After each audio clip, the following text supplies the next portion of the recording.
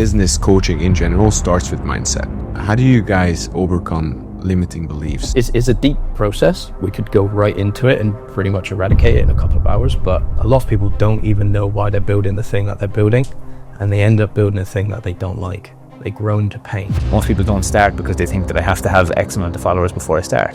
That's just a silly concept in anything else. You wouldn't do that in the gym. It's like, I'm going to start going to the gym when I have a six-pack. You go to the gym to get the six-pack. Yeah. How do I build a personal brand, or what do I build? And we say you don't necessarily build a personal brand, you reveal a personal brand. You can have all the ideas in the world and you can be the smartest person in the world, but if nobody knows you, nobody knows about your stuff, good luck selling it. It's impossible. And that brings me to my next question, fear of judgment.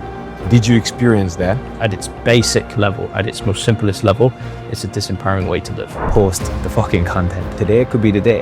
If you're consistent enough and you have the skills and the experience to back it up, today could be the day that everything could change. One piece of content could just blow up, all of a sudden, millionaire. Roland, my personal brand blew up. It started raining, but I did not have the buckets ready. One of the things that we are pairing up right now with that concept of today could be the day is like, if today is the day though, do we have the buckets? What we're spending our time doing now is assembling the buckets. To mention as well, like everything's been organic. Like we haven't done any paid ads, nothing like that. It's been all organic, personal brand. What advices could we give and could you give to those experts, consultants, barbers, business owners, founders that are very hesitant to start leveraging social media to grow their business? There are people out there that I think are giving fundamentally bad advice. They're saying, oh, don't be too loud, and don't, be too flamboyant online, and not too much, and all this. To me, it's garbage, right? Because would you board up the windows of your shop back in the day? No, your shop was visible 24 hours a day, 7 days a week. When people struggle to show up and post online, it's just because their stuff isn't valuable enough. Because if it was valuable enough, you'd have no problem showing up and posting it. It's not solving a big enough problem. That's the thing. It's like, if you have the cure for cancer, are you going to be quiet about it, or are you going to let everyone know? It's very hard to shout loud about something that you don't believe in. It's very easy to shout loud about something that you do believe in. But what is one advice that you wish you received when you started out? We get asked that often, what's the one piece of advice? And we always say, just get more. So we got Owen and Lee in the studio with us, and we're going to talk about how they went from barbers to becoming a 7-figure business owners, online digital business owners, and absolute legends. So we met back then in 2023 at the Tony Robbins event, and I remember you guys going through this difficult time of cutting or not cutting hair, right? Like, you have an expertise and you want to kind of rise above that. Like, you want to help other people build their businesses as well, because at that point you already realized there's so much more for you to do in business with your knowledge. So can you share a little bit about what was that pivotal moment that inspired you to shift from barbering to coaching other barbers and actually building a digital business? Yeah, we can. Thank you. It's been quite a journey. We started out, as you said, as barbers. And we met in Australia. We used to work together in a barbershop, and we were quite good at barbering, really good. When I say quite good, I mean really good. And eventually, over time, people started to ask us how we were doing things. So we started to teach it. They kind of just stumbled across it, And when we started out doing that, we never imagined that it would end up in a place like this. We never thought we're going to become 7-figure business owners or make $1 million online. We never thought that. It just kind of naturally happened. One thing that we realized when we were teaching barbers and coaching them through the hair stuff, because that's how it started, was technical skill set. We realized it doesn't matter how good these people get if they don't know how to plug it into a business. So then we realized, that's the real problem. It's not the skill set, because some of the best barbers in the world charge just as much as some of the worst. And we were like, okay, something's not quite right here. So I guess some of the key ingredients for us in building what we've built today have been brand, in particular a personal brand, as the second big thing. And, we were heavily influenced early days by some of the OGs in the online space, such as Gary Vee. Lee was a massive Ty Lopez fan. And all of these guys just preach nonstop document versus create. And we've had multiple iterations now of our business. It's been an academy teaching people how to cut hair. Now it's an online product, and COVID kind of forced us to do that. It was like, well, we had this great academy. It was all in person. Lockdowns happened. Melbourne, where we were living at the time, was the most locked down city in the world. So we had to adapt like any, great business owner does. Not saying that I'm a great business owner, but, I just look at other people in the space and model what they're doing. So we adapted to an online kind of model. And then, it's funny enough, Damo here is behind the camera over in the corner here. He was one of my first ever, actually, the first ever coaching client that I had. Wow. So he reached out and said, hey, do you do like mentorship or anything like that? I was like, yeah, I guess.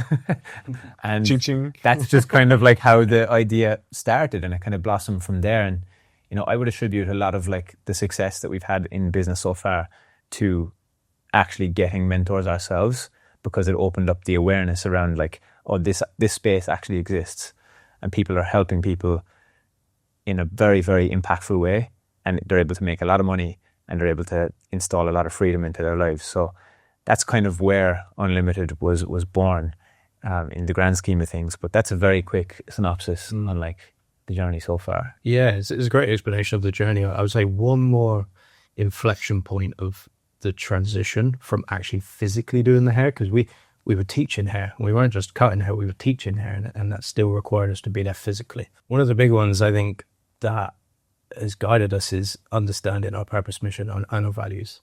Like we see it all the time in the digital space, that, or any business, a lot of people don't even know why they're building the thing that they're building, and they end up building a thing that they don't like. They grow into pain. So for us, we always come back together once or twice a year, and we make sure that we're guiding the ship in the right direction. And for us, even though the teaching of the hair was going great, like we're biggest hair education company in Australia, like one of the only companies that was doing it full time, coming back to our values and our mission, it still wasn't meeting the mission, and it still wasn't meeting our values personally too. We weren't serving on the level that we knew we could. We weren't solving big enough problems, and we weren't living the way that we wanted to. And so we always come back to that drawing board, and we're like, this is the direction that we're going in. So that kind of facilitated the transition as well. So starting out your online business essentially starts when you figure out your values, your personal mission, and the company mission, how you serve others, how you help them get through to the next level. And most people miss that. I actually love that. We recently went to an event together, a mastermind of Matt Gray, who we both like, and he really talks about a personal philosophy and life manifesto. Have you guys individually and also together wrote that for the company, or how does that work? Yeah, absolutely. And that's kind of how the business has worked so well, like so far, like from a partnership standpoint, like in how we work together. We're very clear on like what the purpose of the business is, and that's to help people live an unlimited life, whatever that looks like to them. We've identified like a model and how to do that. In order for somebody to live an unlimited life, they first need to make money somehow, impact with the work that they do, and to have a model that allows them to have freedom in their lives. So we call that the unlimited model, and we do that by attracting people into our world through personal brand, content, and retaining them through like service and nurture and leadership. And then we build a great delivery system for them to go through. So like having a really good plan, developing systems, and having a model that can grow to where our lives want to go, not just grow for the sake of growing. And I think that's something that we're really proud of, is like our decisions and the choices that we've made so far to get us to this point. Because it's really easy these days in the online world to get kind of shiny object syndrome and like chase the next kind of hot thing and the next trend. But all trends eventually come to an end. And, we've been in business before multiple times together now. This is our kind of, I would say, third iteration of the business. On the first one, I was like fully locked in thinking that this was it. Like, this is the thing that we're going to do forever until something happens and it changes. And I think one of the kind of keys for us is having that ability to just shift and change with it. But what we really want to kind of, I guess, help our people with and do for ourselves is to build a business that serves our life, not a life that serves our business. And like, that's the key piece. So anything that comes along, opportunities will come along all the time. Like the more you grow online, the bigger your personal brand becomes. Whatever it is, more opportunities come your way. Your life will actually be determined more on the opportunities that you say no to versus the ones that you say yes to. And there's a lot of things that come our way that we say no to based on the fact that we believe in our mission, we believe in our purpose and our values. And now we have people in our group, like our clients, who look up to us from a leadership perspective. So like we can't be showing up one way here and like another way here. Like actually being a coach or being a mentor or being a consultant and doing with people on a consistent basis is probably one of the best ways for you to live a life of integrity and like authenticity, because you're just putting it out on the line. Same thing with long form content, right? Like we've got over 100 long form pieces of content between our last business and this one. Mm-hmm. There's nowhere to hide in the long form space. Like you just, if people really want to know about you, they can. And we play a very long game with it too. Like we're patient, and back to being proud. I'm very proud of how patient we've been in the decisions that we make when it comes to like choosing the vehicle that we want to explore this life with. And we're very protective of like our freedom. So like even being here in Bali, right, there's opportunity cost to everything, even to opportunities. I saw this post from Dan Bolton earlier, and it was like, most people build businesses that just make them money, but cost them everything else. And it's like, it's like, oh my God, sucker punch, you know? Because when I first started getting into this space, it was like, you know, it's very easy to fall into the scale bro trap and like just scale at all costs. But it's not at all costs, because we have values that come before certain things, you know, our freedom, our autonomy, our health, the ability to live every day the way we want to live it. And the only kind of constraints that we have are self-imposed. If we're going to preach like unlimited to our people, then we should probably do that ourselves, you know? Absolutely. So it's super fun, man. And it always changes, but we really do keep lifestyle at the forefront. I love that you touched on personal branding. One of my mottos is lifestyle design. Most people get put in this box and they start to grow and grow and grow, whether it's their career, whether it's the place they live in, and they start growing into the box, but never actually realize that it's a box. And then now they feel bigger and bigger, but it's a box. They never actually seen what's out there. And I believe your message with Unlimited is also kind of helping people look into or look outside of the box, to use that analogy. The other thing you touched on is personal branding is essentially a character build, because no matter what entrepreneurial journey you go down, the personal brand and your mindset and yourself is ultimately what you have, right? Like you can go and have an IPO or sell a business, exit a business, but what you build around your own name is what sticks and what stays around. Yeah. And I come across a lot of, we all travel quite a lot, and when you come by places like Dubai or Miami or some of these metropolitan cities where there are a lot of different kind of people, some of them are in shady businesses. They would never give their name to what they're building because they themselves are not proud of it. So when you go out and start building a personal brand, you're giving your name out to the world with your values, what you're building, what you're standing for. That's going to stick forever. Mm-hmm. We have a very interesting outlook on personal brand. We hear that a lot. People want to, how do I build a personal brand? Or, you know, what do I build? And we say you don't necessarily build a personal brand, you reveal a personal brand. Because if you can reveal yourself, and I love Naval Ravikant said a great thing this week on a piece of content that I saw. He said, you know, one of the best things you can do in the world moving forward is to productize yourself. You've got to be careful there, because where I see a lot of people burn out and get exhausted and overwhelmed from this whole personal brand like building thing is they think that they have to build a character in their own life. And one of the most dangerous things you can do in your own life is build yourself a character that you can't keep up with, or that character gets so much love and it's so detached from who you really are, that's exhausting.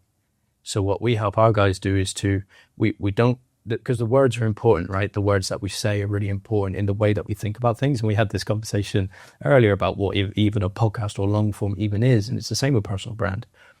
We help our guys to reveal their personal brand authentically rather than teach them that they have to build something. And then once they do that, once it comes through authentically, they can consistently do that over and over and over. And that's been one of our tricks. We've never built a personal brand. We've consistently revealed who we are authentically. And that's why we play a longer game, because we know that game can take a lot longer. Like between us, we've done, 6,000 posts on social media between us. I think we averaged it out one day. It was like each of us posting every day for 7 years straight. But because we're playing the long game, and like Owen said, you know what it's like being here in Bali. There's opportunity everywhere. You could be anyone you want to be. You could be this guy, that guy. But yeah, I think for us, if to do that for 7 years, and we want to do it for the rest of our lives, ideally, as long as the path keeps going, we have to consistently reveal our personal brand, not build a character, because that can become exhausting. You can be anyone you want to be, but can you be yourself? And the big question is like, how do you stay authentic with seeing all the people and all the noise outside? How do you guys relate to all the dopamine, all the outside noise that comes from social media? And we know a lot of people in this game, in this industry, and we know that half of them are pretty much frauds and building that character that is not themselves online. How do you reveal who you are, and how do you stay authentic and try not to get caught up in the game of comparison and game of trying to be someone else? Yeah, I love this topic. We were just speaking about it this morning. I think it was Jay Shetty who explained the idea of detachment, right? Detachment doesn't mean you don't have anything, but it's more about how close can you be to things without them controlling you. That's huge. But that takes a ton of inner work. And back to what we said before about, I love where you went with the question of, do you work out your own personal mission and values first? And we do. We both have personal, missions and values in our own lives, and we bring them together as a company. And one of the only ways I think to be close to things and not be attached to them and not let them control you is to know that deep, deep down. It's the only way. And that can take, you can do it, you can transform overnight if you want to, or it can take a long time. But without knowing where your center is and where exactly who and how you want to be in the world, you get pulled all over the place. You'd be in the pinball machine, smacked around everywhere. So that's kind of how I personally quieten the noise around me. I think some of my life's work is to calm that stuff, because in my own constitution, like personality constitution, I can be pulled towards material things. If you look at my gene keys, if you look at my enneagram, all those things, one of my life's goals is to transmute the material, because I can be pulled towards it. If you looked at my earlier life, it was extremely material. Hence why I was in hair, right? I thought it was so important, the clothes, the hair, the fashion, the thing. But that was because I didn't really know who I was controlled by it all, you see? So the journey has been to undo a bit of that and really feel, okay, where's my center? And live life accordingly, keep revealing that, no matter how long it takes. And that's not easy to do. It's simple, but not easy.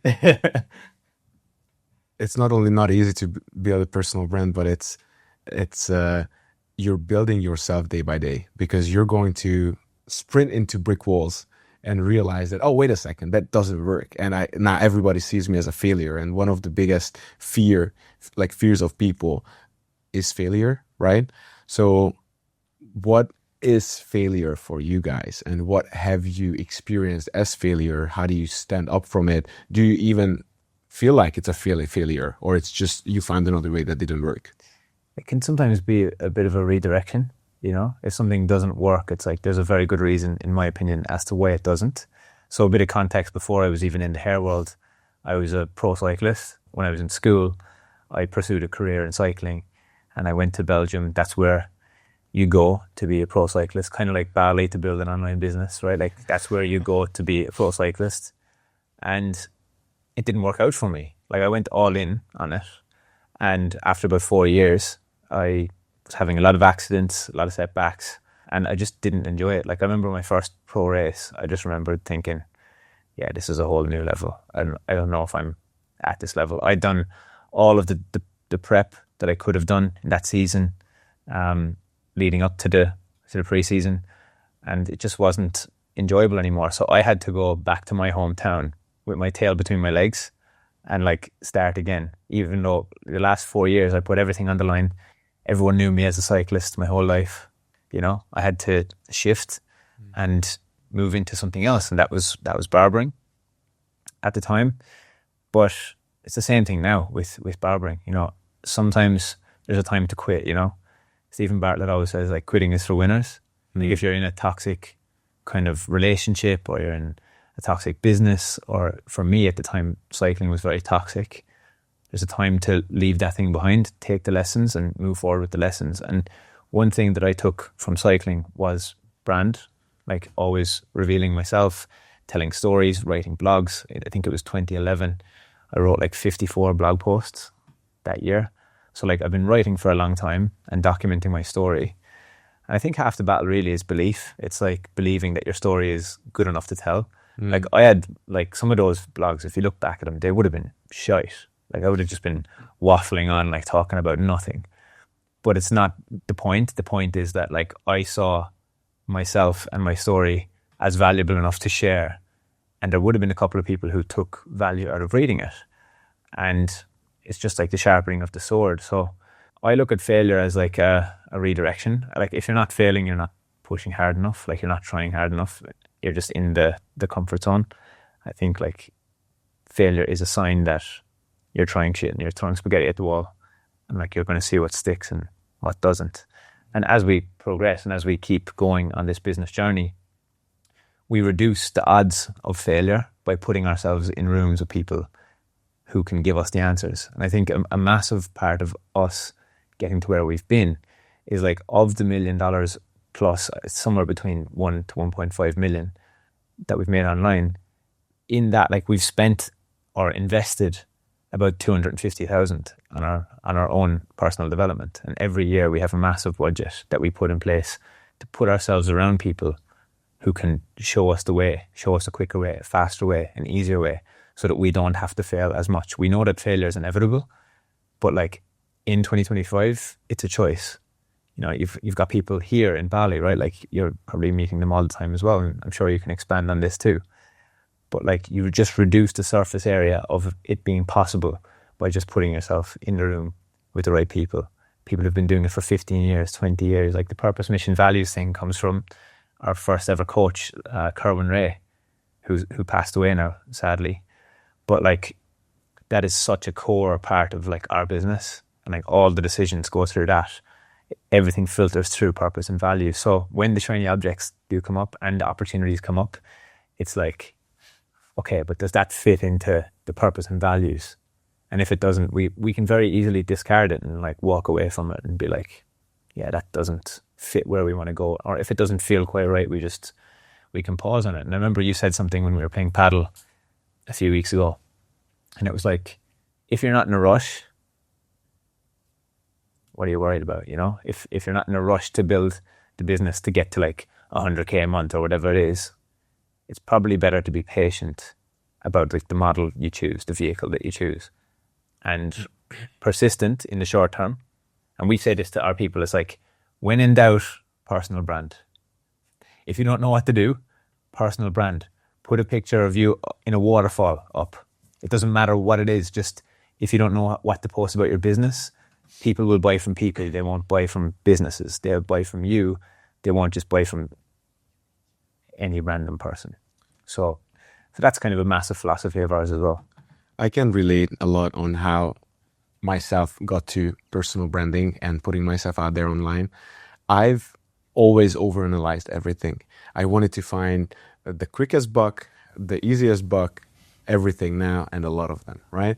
And then you realize that when you start climbing a mountain, you always underestimate how much work it's going to take to actually get to the level of success that you see online or what you want for yourself. And then once you're in the trenches and you're fighting through getting the results, that's when you're doubling down and actually trusting yourself more and more. But as you're climbing the mountain, sometimes you climb it just to realize that behind it there was a higher one. So you have to go down the valley and then climb up again. And I really resonated with what you said on believing in your message and believing that your message is worthwhile to share.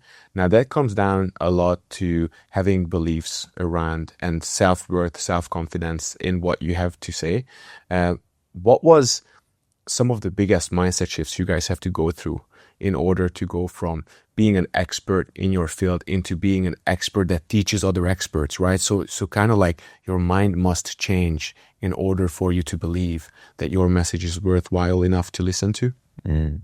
Yeah, for me it was the classic layers of evidence. So consistently building layers of evidence through my career that what I had was worth listening to or useful for other people. Now there was a point, and it happened before we started coaching online. It started when we were teaching people. So, and Owen actually helped me through this, and we both talk about this day quite often. I was always known to be the great hair cutter. I won some great awards. I was Australian Barber of the Year twice, like did all these crazy things, right? Shot amazing photos and had never struggled getting clients, pay really high prices for my stuff. But that was an identity that I really got married to. And then when we moved into the training world, teaching people, there was something I said to Owen one day, and it was around that. It was around the belief of like, why would people listen to me, right? Even though I'd hit a pinnacle of the industry, and Owen just simply said, there's going to come a time where you just have to assume the role. Like you have to step into the role of teacher, trainer, coach. And it was like that. Something flicked a switch, and I was like, okay, here we go. And that set a whole new trend and path in my life. I was like, okay, and then constantly building the skill. So it actually started there.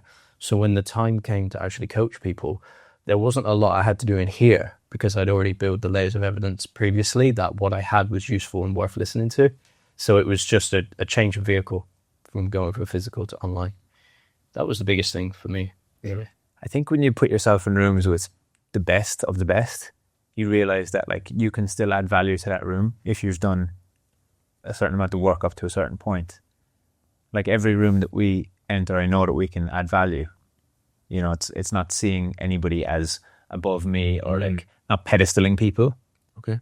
That's something that has helped me a lot. And there's definitely moments in my life where I'm like, I guess I look up to someone so much and I'm starstruck by them kind of thing. But I went from a young kid in a small town in Ireland, 6,000 people, pictures of these cyclists on my wall, to like lining up next to them in the race.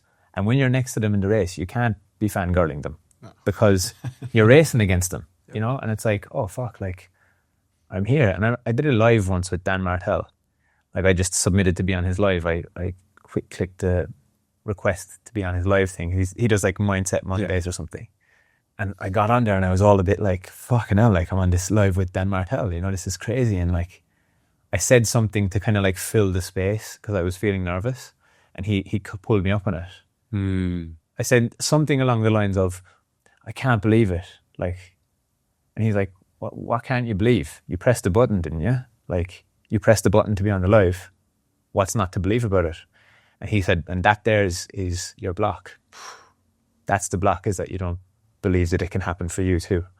So like, I've had a lot of evidence in my life and in my family's life that like great things can happen if you just apply yourself. Same thing with cycling. I wasn't the most talented cyclist in the world. Far from it. If you looked at me when I was a young kid growing up cycling, you'd never have said that's going to be the kid that turns professional. But I was just consistent. I was persistent.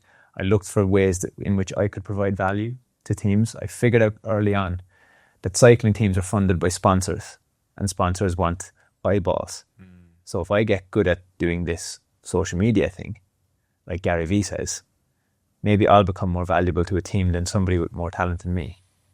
And that's how I put myself in those environments. But one of the big mindset shifts for me was like, if we can continue to just be valuable in any room that we go into, we'll always be invited back into the room. And like, even though I was the cyclist, that was my identity, then I was the barber, Then I was the hair educator.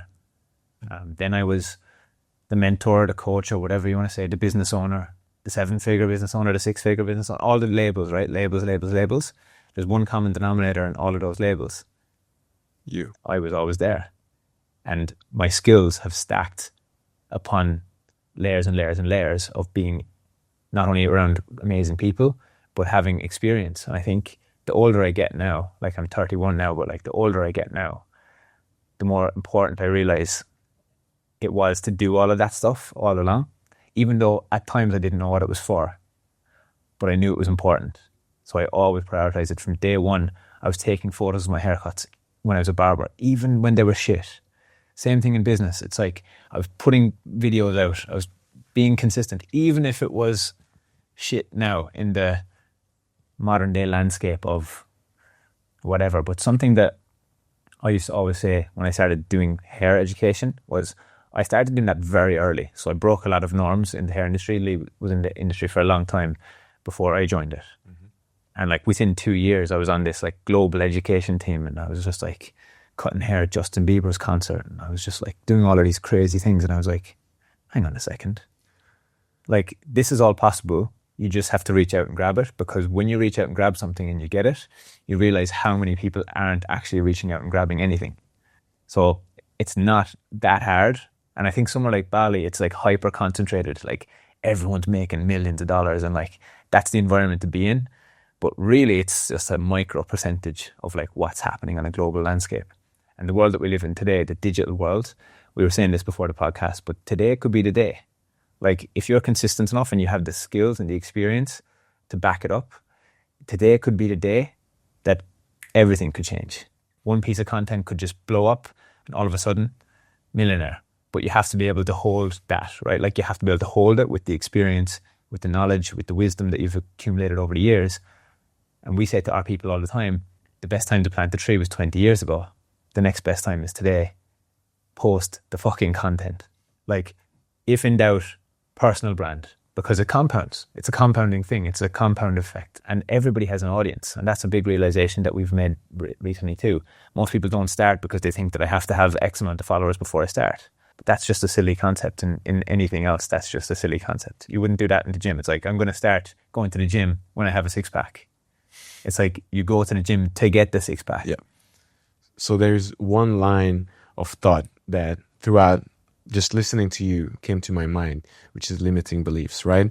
So whether you're raising someone to the pedestal, whether you're being starstruck or fangirling someone, or being in the room with the other $1 million guys, or we're sometimes in a room with like big creators and industry leaders, it's quite hard not to compare yourself. Obviously, comparison is the thief of all joy. But going back to the limiting beliefs, you mentioned stacking value is how you get rid of and basically how you're changing your mindset. Business coaching in general starts with mindset. How do you guys overcome limiting beliefs? The way I'm asking is because I have a lot of them. Probably we all do, right? It's very hard to overcome them. I've been very consistently working on a lot of them. I'm stacking values. I'm a TEDx speaker, multi-million-dollar generated online and offline, built, sold businesses, raised millions and tens of millions of dollars. I'm stacking the value, but as I'm going forward and reaching for the next goal, I always raise the bar. So on the race to my goals, I never get there because the bar is getting raised higher and higher. So the limiting beliefs are always associated to the next level of your goals for me. And it's something that I've been really working on, to be present and calm and really enjoy life as we're going through, because it's awesome. And we made it to be really nice. How do you guys overcome those limiting beliefs, and how do you deal with raising the bar consistently? Yeah, I've got a good one. Well, I think this is one of my strengths in coaching, is identifying the big limiting belief. The big limiting belief is tying your self-worth to your output. That's the big limiting belief. Mm-hmm. If I just get more, I will be worth more to someone. Mm-hmm. And most people say, I just want to prove it to myself. It's never for you. It's for whoever's in here. And that, you don't have to identify it, but once we understand that that voice in there isn't yours, it was given to you or said to you by parent, teacher, friend, someone when you were this big, then we can start to be like, okay. Then we can bring a conscious choice model around the story, because it's a story, right? We're all walking stories. So that you've got a story in there somewhere that was given to you by someone. And once you're aware of it, you can then choose if you want to believe it. And it's up to you. And so what really settled me in my life, because I was in a similar position, I was addicted to progress. I was addicted to being the best, hence why I went all the way to the pinnacle, just to realize that that wasn't working either. And then I had to understand one day that this is the voice, and it's not my voice. If it was to prove it to me, I would have proved it by now. If it would have worked, it would have worked by now. How many more millions of dollars do you need to make to quiet that voice down? If it was just to prove it to yourself, it would have worked by now. So it's a great place to come back to. Now, this is an in-depth process. It could take hours to get to the bottom of it, but you get to a point where you get to choose if you want to believe that story or not. And it just calms everything down.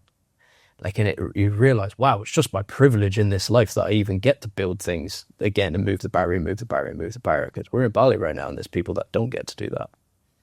Right? So I think once you can identify the story and then detach your self-worth or your value to the output, then that'll calm you down again. That's huge. And I help people a lot with that, because then it opens up the gamut. It opens up the things to, like, these are just tools at my disposal that I could just live a great life with. So yeah, it's a deep process. We could go right into it and pretty much eradicate it in a couple of hours. But yeah, it's huge. And that's how we do it ourselves. We're very aware, but awareness isn't enough, right? You need to be consciously aware and consciously moving with that awareness in your life to notice when the story's coming up and to transmute it quickly. That's the hard part. And that's what I feel like Peter Crone says this brilliantly. That's what enlightenment is. Enlightenment isn't you're free of all things and stories. It's, can you set your life up in a way that you can consistently remind yourself of who and how you want to be in this world? Because if I asked you, so would you prefer it if the only way you could be valuable is if you built the $100 million business, the ability to become a billionaire, you'd be like, oh, and the pressure that comes with that, and the overwhelm that comes with that, and the workload that comes with that. It's like, no, I prefer not to be that way. It's like, okay, well, you get to choose whether you believe that or not. You know, you're in. See, there is a difference between your inherent value and your market value. Those are different. So I understand what you're saying when you walk into a room. It's a bit like at the Matt Gray event. Whoa, Matt Gray's the expert at this systems and personal brand thing, but that's his market value.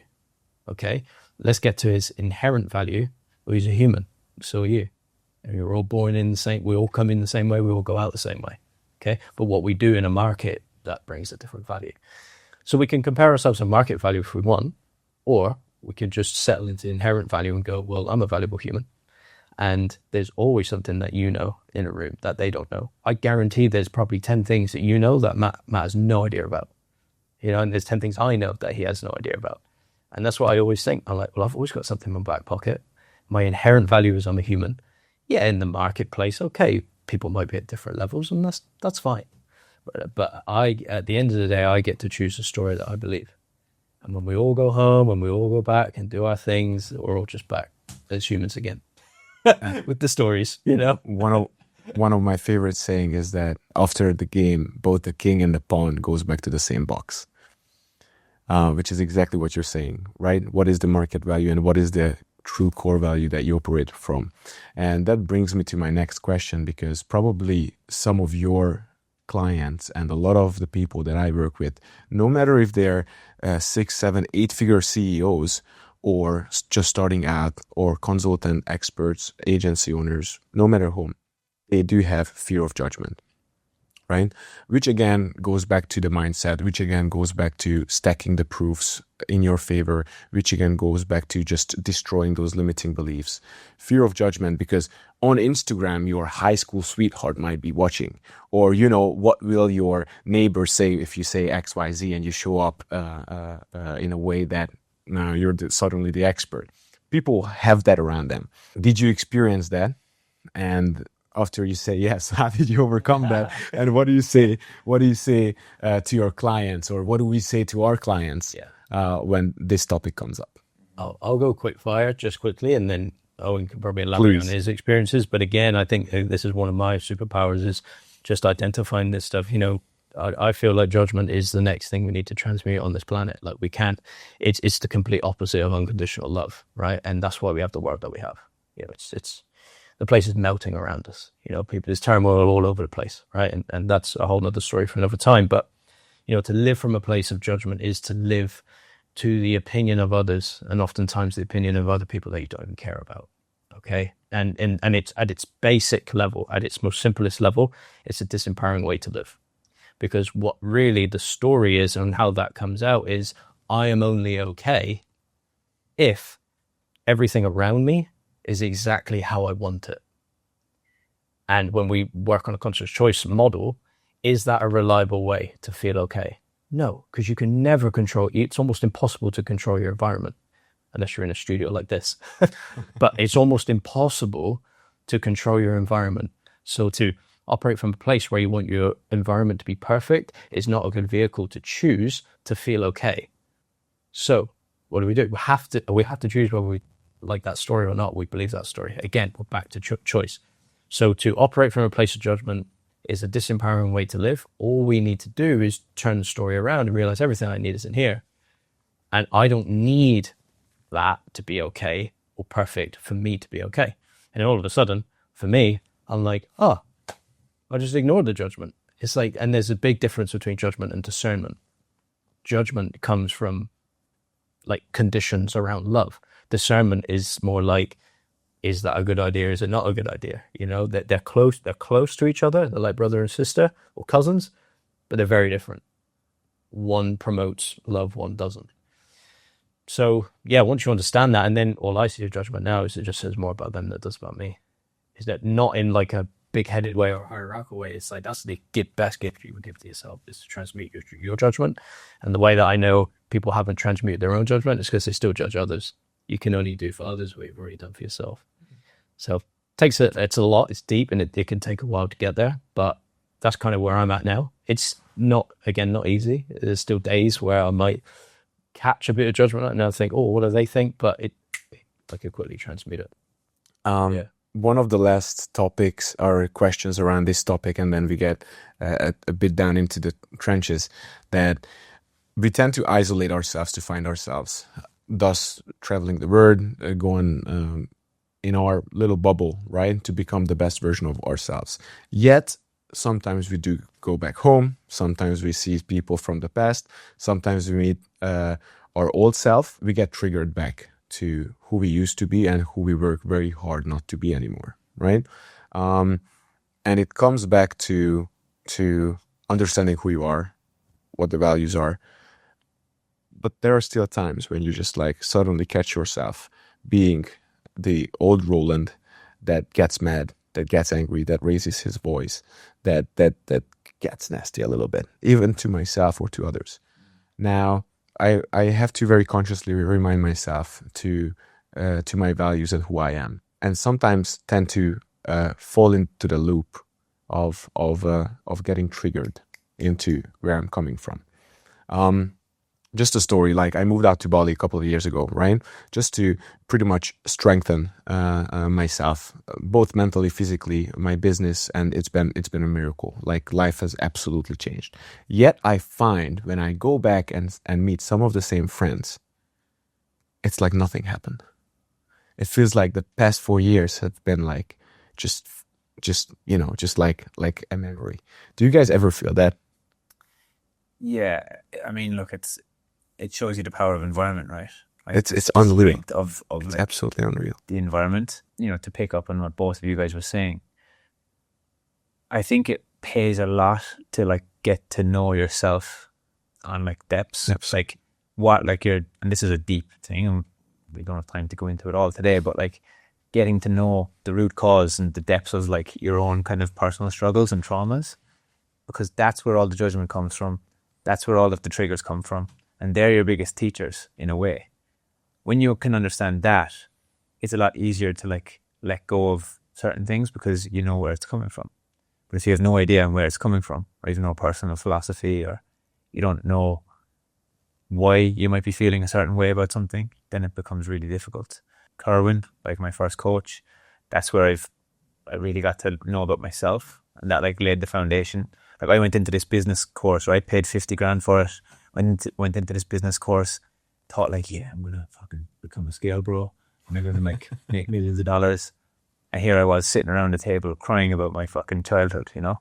And it's like, but that was the block that I needed to remove, and it's never gone. And I think that's the thing. I think sometimes we think that we're going to get to this place where everything's going to be fine and it's all going to be gone. I think what we do is we just develop new levels of awareness, and the triggers can still come back and poke us in different ways. And it's like a muscle, right? Like it's like going to the gym. We used to consistently work on it. And we went back to Ireland and the UK last year, and even like after going through that time and meeting my parents again for the first time, it was like I was looking at them as like just other humans rather than my parents, and it was like a really weird triggering feeling. But it's like, just what can I learn from every single situation? And I think honestly 90% of business problems would be sorted if people just worked on themselves and understood what made them tick. It takes courage to look into the mirror and actually peel the layers off and see what your traumas are, and then realize that you are your own bottleneck, not only in your life but in your business as well. And that's why we start most of our programs with mindset in the beginning, because otherwise you're just gonna go around in a circle. Guys, I think we could go on for hours in the mindset of business and personal development. But it's to be able to build the a personal brand, you have to understand who you are. You have to look into that mirror. You have to peel those layers off and understand what triggers you, what are your traumas, what are your mother wounds, your father wounds, your PTSDs, because they will come out. When you put yourself out there to thousands, tens of thousands, or millions of people, they will find it. Some of them will purposely find it, and if it keeps triggering you, you will keep getting blocked.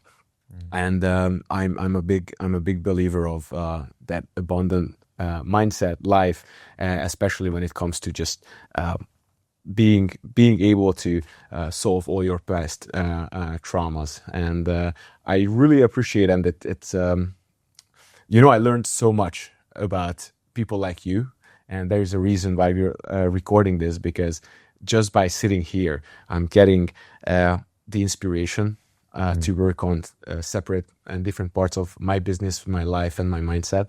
But let's get into the business part of it a little bit. Can you walk me through some of the key elements of your business? We understand that a coaching business or a digital business is built up from having a great and strong offer that people actually want, having a system around it so you can deliver it and scale it eventually. And then obviously we talk about the content and personal brand. How do you think about building a content business? Is it building a media company? Is it building a digital company? Is it by this point merged together? Where are you standing? It's funny, we always said like years ago, it's like we're basically a media company, because the majority of what we've done and what we've been able to do has been from making content and posting it out into the world. So like the highest leverage activity that we can do in our business on a day-to-day basis, if nothing else happens, is content. If we don't do anything else, we focus on that. And that's why we have Demo here with us in Bali, and that's what we've been saying for the last week or more, years really, in the grand scheme of things. Because that's just the world that we live in. Like, look at where the attention is. Like, people are on their phones, people are consuming stuff. It's really a skill, right? Like, getting good at it. And it's a habit more than anything else. And it's like, why not? Because it's the thing that breeds creation. It's like creation breeds creation. If we're creating and we're putting stuff out into the world, and we have a great thing that we can help people with behind the scenes, which is like our business, then why not do it? So I guess the key elements of our business now, we've gone from the service-based B2C, like barber to customer type relationship. Then we went barber to barber. And now we're kind of like business to barber. And eventually we're going to go business to business. And we're setting it up in a way where, we have kind of like our core offer at the moment, which is our mentorship program. And for up until this point, up until very recently, it was just for barbers. But then we realized the model that we explained earlier, the unlimited model is what we call it. You know, make money, make impact with the work that you do, and create a life of freedom for yourself. And the three main things that you need to do in order to do that is to attract customers and team into your world, retain them, and then build a great delivery system on the back that can actually manage growth, whatever growth looks like. So we explain it forwards, but we build it backwards. We reverse engineer it. So it all starts with a great plan, knowing what our 5 to 10 year kind of goal is, and breaking that back down into like a year, quarters, and then every 6 weeks. So we look at like different projects, different things we have coming up. We work in 6-week blocks, we review, and then we move forward, because we used to work quarterly, but then we realized, well, the world's moving so fast that like we actually need to work in 6-week sprints and then review it then, because 6 weeks is just enough time to get shit done, but not enough time to fuck around. Yeah. You know, it's like, let's get to work, let's do this stuff for 6 weeks, come back to the drawing board and go again. And then we systemize as much as we can. But, you know, there's been a bit of a resistance lately around like goal setting, because the world is moving so fast. It's like the goal really, the meta goal is just to work on personal brand. Because if you can just do that, everything else is possible off the back of it. Life and business is 100 times easier with an audience and with people who know you, like you, and trust you than it is without it. Because you can have all the ideas in the world and you can be the smartest person in the world, but if nobody knows you, nobody knows about your stuff, good luck selling it. It's impossible. So if nothing else happens on a day-to-day basis, it's personal brand, it's content. And that's the vehicle, right? The content is just the mechanism in which we reveal our personal brands, and we do that on a day-to-day basis. And we can have all the strategies, all the tactics in the world, but without something to kind of plug it into, like a trust machine, where does it really go? So yeah, we have our mentorship offer. We have digital products. We've packaged up everything that we've kind of done before with hair, and that's available for people if they want to buy it online. Mm-hmm. And now we're just kind of navigating forwards, and we just have some people that are with us in our group, and we're helping them do it. We're helping ourselves do it. But really, it's just a way of kind of thinking, you know. It's like a mindset, like unlimited, and where it's going is kind of like, who knows what's going to happen? You know, look at what happened in the last 5 years. Anything can change anything. Absolutely. I'm a big system and framework guy. As you guys know, I build a lot of systems, and what I hear from how you guys speak as well, that you have mental models, frameworks, and systems essentially you live by.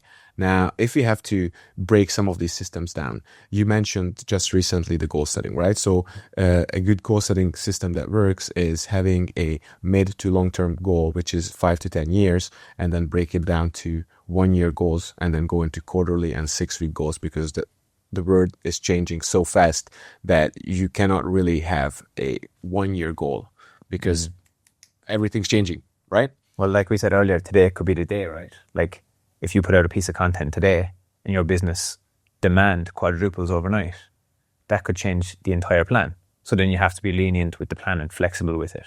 Like if Stephen Bartlett calls you up tomorrow and says, hey, Roland, I want you to be on the Diary of a CEO next week, and you fly there and you're on this show, your life is different. That 5 to 10 year goal might have been like too small, you know? So like everything changes off the back of something like that. Some of my clients come to me with, and they have 1 million followers, and I heard this several times before, that Roland, my personal brand blew up.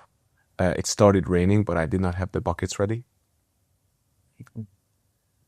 And that brings me back to the other framework or system that I'm hearing out as you speak, is that you have the coaching offer. Basically, if you look at it from a framework or system perspective, it's basically have the high ticket program in the back end, where you understand everything that you provide for your clients, and that also stacks the value of who you are and makes you understand who you are and what's the value you're providing.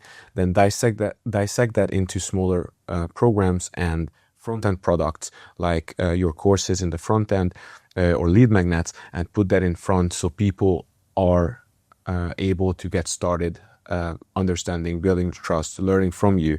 And as they build and as they learn, as they trust you more, they can ascend to your higher program. And essentially, this is how you create a product ecosystem. Would there be anything else that you would add to this? I think like one of the things that we are pairing up right now with that concept of today could be the day is like, if today is the day though, do we have the buckets? Do we have the systems? So what we're spending our time doing now is assembling the buckets, doing it in a way where it still doesn't breach our values, right? Like the lifestyle first business still has to be front of mind, top of mind. That's been a big journey in like figuring that kind of stuff out. And that's why we like up to now, to mention as well, like everything's been organic. Like we haven't done any paid ads, nothing like that. It's been all organic, personal brand. Like that's what we've kind of done to get ourselves to this point.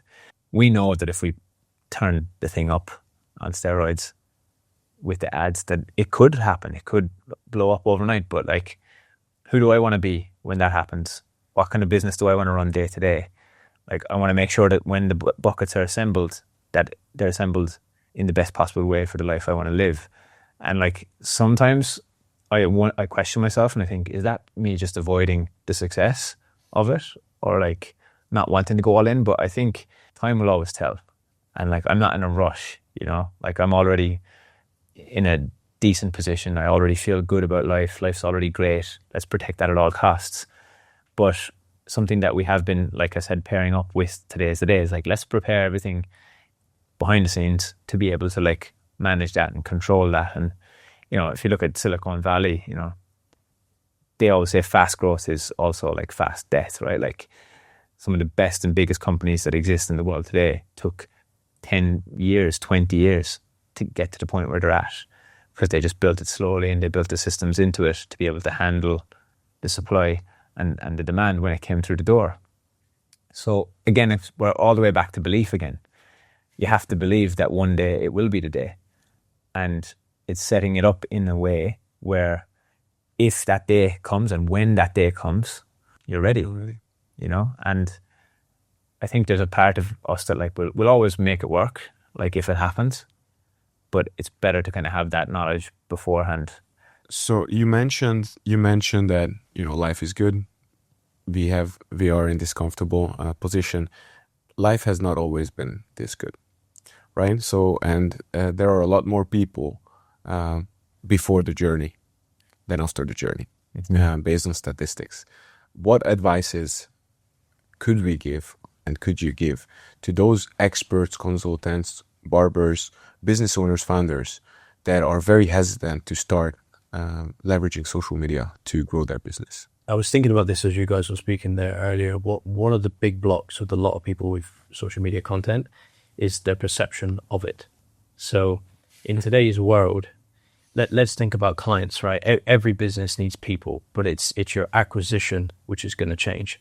So one of the blocks for a lot of people is there's this mass transition from the industrial world to the digital world. And how do most people get acquisition in the industrial world?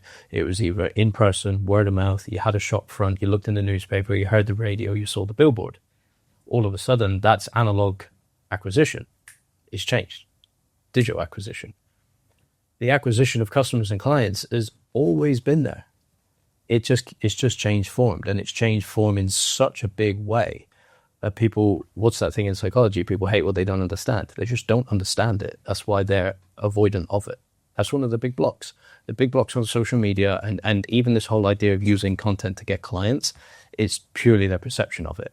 When it first came out, everybody thought it was a nice thing to show pictures of their food and their friends, what they're up to.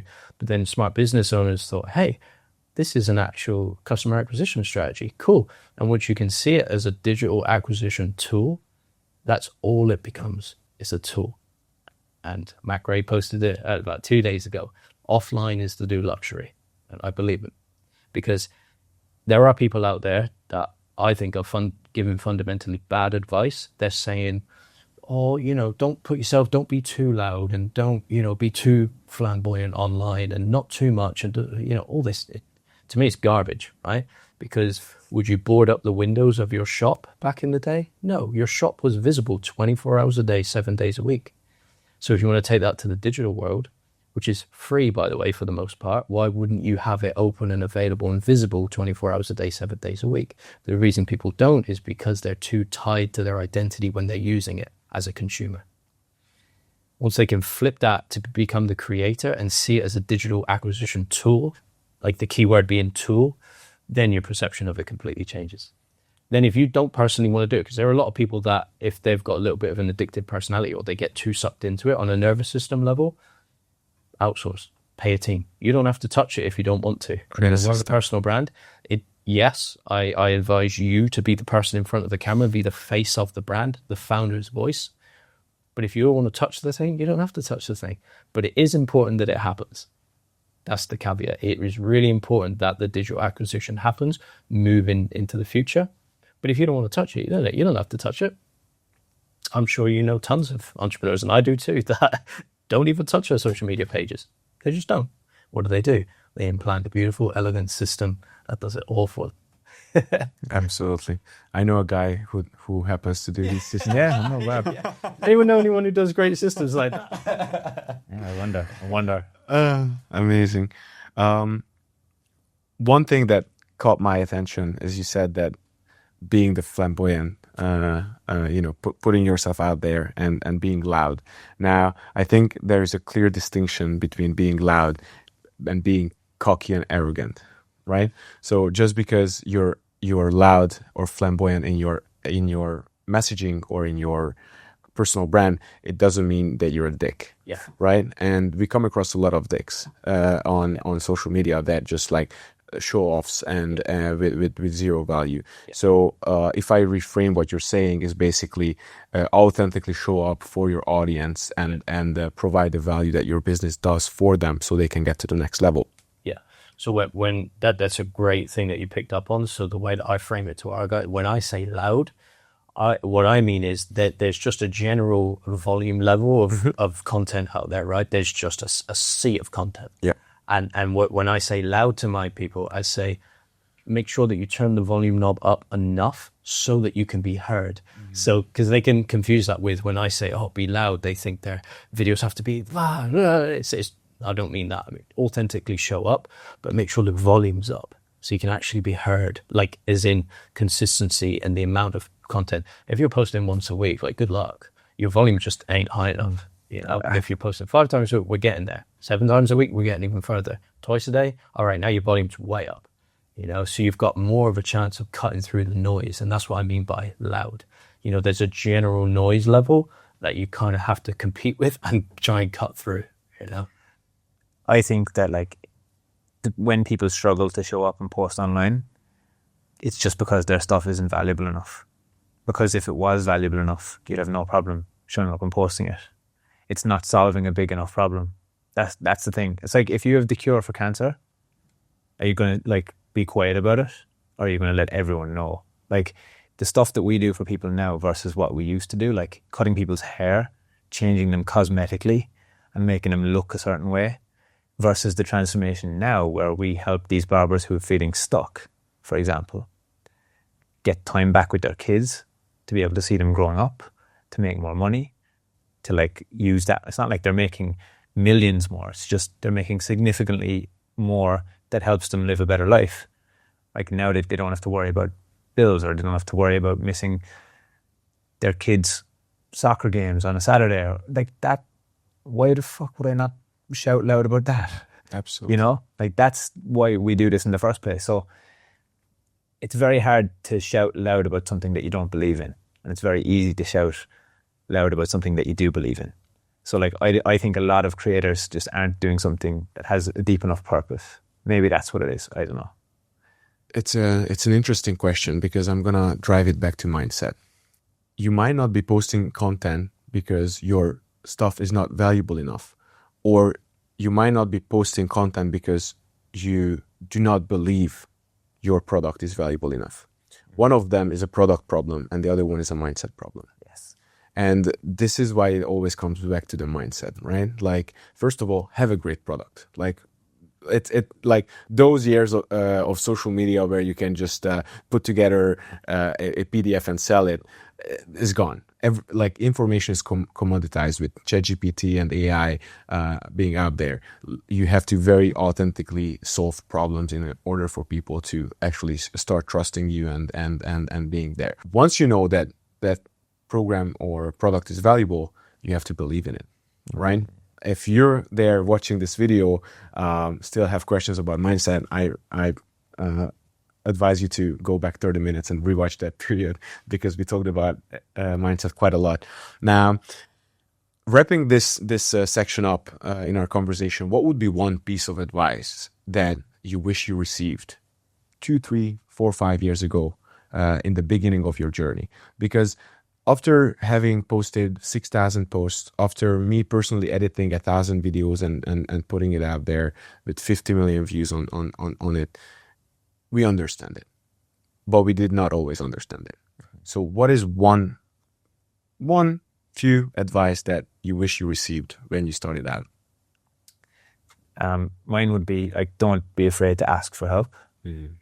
And like, whenever that's brought up, it kind of pisses me off, because it's like, oh, well, of course you'd say that because you have a program that can help people, right? Like, and that's the kind of conundrum that we're in these days. When you give advice, it's very hard to believe who's telling the truth, because, oh, you're just saying that because you want me to buy your thing, you know? And it's like, don't even worry about my thing. Don't worry about any of our things. Ask somebody who you trust, who you know, who you like. Just get the help sooner, because there's a tax that you pay for not knowing the answers to things, and it's called dumb tax. Like, and I've paid a hell of a lot of dumb tax in my life, and like, I could have just paid for speed. I could have paid for information earlier, went straight to the source instead of trying to figure it all out by myself and letting my pride get in the way. It's like, more pride isn't going to solve an empty bank account, you know? And with an empty bank account, you can't do anything. So if I could go back, I would have said, Owen, just pay for the speed earlier. And like, I think I've had a pretty good journey with that in terms of like how I've always thought about it, but I would have even put it on more steroids. Like, I would have paid for the help sooner. And that's the advice that I'd give to anybody else, because I see so many people avoiding that. And that's the thing that's going to get them there. Like, we wouldn't know how to have built the business that we have now if we hadn't invested that 250k into our own education. Because now we have the skills and the knowledge and the expertise that we've built by doing that to make money forever. Like, we're not going hungry again. So that's what I'd say. Yeah, I totally agree. We get asked that often, what's the one piece of advice? And we always say it, just get more help earlier. Pay for speed, but something that rings true in my career is just don't be afraid to be seen. If you can't work on that. I think I spent too long behind the scenes, and it paid off. You know, I was getting good at the thing, but I had this belief that I couldn't be seen until it was perfect. You know, again, where that core belief came from, like, why would people listen to me? Because in my head, I thought it wasn't perfect yet. You know, so that's something that if anybody struggles with that, and I know a lot of people do, is that's why they don't use the online space, is because there is a fear of being seen. And I think if you can overcome that as early as possible, you can have a much maybe not smoother, but you're going to have a bit of an easier time getting ahead, because if you're not afraid to be seen, you're not afraid to be loud. If you're not afraid to be loud, you've got a better chance of cutting through the noise. And I can't remember who said it, but, you know, it's basically like, you know, success is given to the one who just goes and gets it. Like, if not you, who? You know, if not you, who's going to do it? What's the difference between you and someone else, the $1 billion dude? Not much, except the other guy just thought, I'm going to go get it. You know, and I'm not afraid to go and get it. And that's, yeah, something that I would tell anyone watching this is just, if you can, get over that fear of being seen as fast as possible, start posting the content, because success really is just given to the person who chooses, I'm going to go get it. What would you say to your past self? Same question. The best advice I would give my younger self is just start now. Don't overthink it. Nobody cares about you as much as you do. And you care so much that you think to believe that everybody else does as well. And when you start recording and then you just post it, you realize nothing happened. Yet people are putting it off for years to post the because first, okay, I got to go through this editing course, then I need to learn scripting, then I need to do this and that. Oh my god, my design's not point. 2 years pass and you have no one video posted. I just came across a guy, had a conversation, and he said that, yeah, I very proudly saying that I've started 3 podcasts and I have 3 YouTube videos that I've started, but they didn't work, so I didn't post after the 5th video. And I was like, very interesting way of trying to gain status quo by emphasizing you have 3 podcasts. What I'm hearing is you have 3 podcasts that failed and you have 3 YouTube videos you never continued. So what I hear is that you're very good at giving up. What are you helping people with? And he couldn't answer me. And later that night, he reached out and messaged me thanking me that, fuck man, I needed that tough love a lot. Mm-hmm. Because I was that guy at one point. I was taking pride in starting something and never thought about not finishing it. Mm-hmm. Until I doubled down on, first of all, building my personal brand, helping others build their personal brands and systemize their businesses, and building a system around it, because I realized that I don't fucking like to wake up every day and be in front of the camera. I actually do enjoy conversations. I do enjoy the amount of brains I have around me and the industry leaders. But sometimes you just feel off, right? But once you implement the systems, as you mentioned previously, to make sure that you have your content and your face out for your business, even when you don't feel like it. This can be batch production, this can be a team, this can be different kind of systems. Then you've done the work and you stopped overthinking it. We've come a long way from pressing record and posting the first video to actually having systems to ensure that we crank up that volume and we have videos going out or content going out every day on several platforms. It's huge. One kind of core philosophy of mine, and I haven't fully thought this one out yet, but I haven't really heard anybody speak about this before, but it's that like your life is your business and your business is your life, right? I see a lot of people label themselves as like a business owner or whatever it is, right? And they create this like separate identity, and like the industrial age has done that to people over time. It's like I work and I live and they're separate. And I go and I do my 9 to 5 and then I'm somebody else after my 9 to 5. But my kind of philosophy is that like your life is your business. So it's your business to look after your life, you know? So it's like, that is your business. Even if you're an employee, even if you work for somebody else, it's your responsibility to look after your life and treat it as a business, because your life is your business. It's what you are busy doing, right? Your busyness. Yeah. Like, what are you staying busy doing? And like, nobody else is going to do it for you. Like, nobody else is going to feel like your life for you. You have to do it. So my kind of core philosophy is that it's like, no. My life is my business. So if that's the case, why don't I just design it in a way where none of this feels heavy? None of it feels like something that I don't have to do. Yes, there's formalities, like everybody has to deal with the admin side of business and this and that. But like, look at what it gives you. Like, on the other side of that, it can create a fantastic life. But that's the way I like to look at it, because you hear a lot of people get into business and kind of complain about it. But like, why are you getting into business? What's the point, right? Like, but whether you have a business or not, or you're like a business owner, technically on paper, your life is still your business though. So like, it's still your responsibility. And I think, you know, a lot of the time people, like employees particularly, will kind of like pass the responsibility onto like the owner to do it. But it's like, you're the owner of your own life. And like, I think that's very empowering for the right person when they hear that, to be like, oh, hang on a second. If my life is my business, then it's my responsibility to look after it. So it's like, mind your own business. Mind your life. Like, look after yourself. Like, your employer is not going to be the one that makes you rich.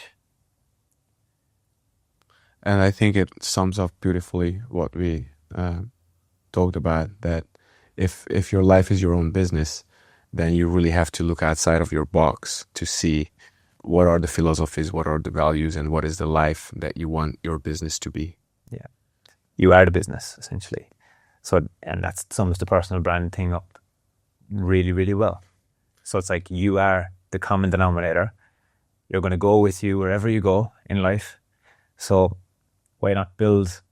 Because nobody wants a business, right? Like I've heard this guy, he's not just this guy, he's a great guy actually. James Kemp is his name. You know James Kemp? And he's like, nobody wants a business. They just want cash flow that supports their lifestyle. And that's it. Nobody wants a personal brand either.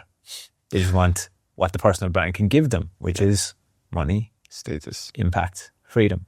Yeah. Right? Like if you can make money by doing impactful stuff and you can live the life you want to live and you can have freedom, that's an unlimited life to me. Guys, I could not ask for a better wrap up and a better summary. So I really appreciate coming by and having this very valuable and meaningful conversation with me. And I'm super excited to see where you're taking your personal brands, your lives, and your businesses. And we'll be in touch. 100%, bro. We'll 100%. keep saying paddle. Thank you so much, guys, for coming. Thank you. Much love. Appreciate it. And thank you guys for listening. I really hope that this was super valuable for you too. Make sure to follow these two gentlemen on social media. And if you're already here, make sure to subscribe and follow me as well on the social media channels, because I'm going to be bringing a lot more valuable content for you. Take care.